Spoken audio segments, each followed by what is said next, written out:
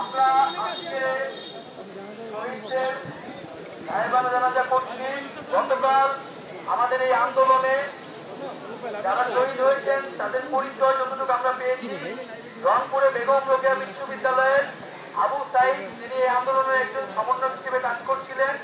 চট্টগ্রামে মোহাম্মদ ফারুক, মোহাম্মদ ওয়াসিম এবং ফয়সাল মাহমুদ শান্ত, এই তিনজনের কথা আমরা জানতে পেরেছি। ঢাকায় ঢাকা কলেজে একজন এবং সায়েন্স ল্যাবে একজন মনির নামে, তাদের পরিচয় আমরা সম্পূর্ণভাবে এখনো পাইনি। এই 6 জন নয়া দিগন্ত সূত্র অনুসারে আমরা পেয়েছি। আরো একজন দুজনের কথা আমরা শুনতে পেয়েছি, এখন নিশ্চিত হয়নি। ভাই একটু ঘাট থেকে খোলেন তো, এটা একটু খোলেন। যারা আন্দোলনে শহীদ হয়েছেন তাদের জন্য আচ্ছা জানাজা এবং দোয়া করছি।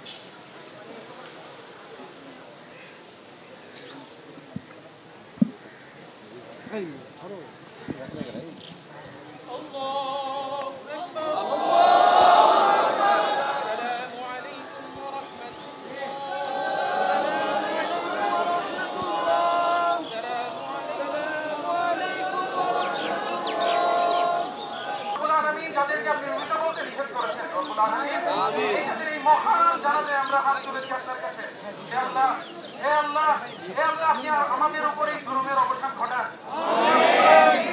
আপনি আপনার কোরআনে ওয়াদা করেছেন যে আপনি 100 ধৈর্য ধারণকারী সৈনিককে, ন্যায়ের সৈনিককে 1000 জালিমের উপর বিজয় দান করবেন।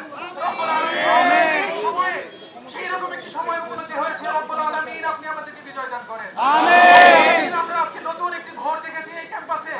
আল্লাহ সন্ত্রাসী ছাত্রলীগকে বিদায় করা হয়েছে এই ক্যাম্পাস থেকে।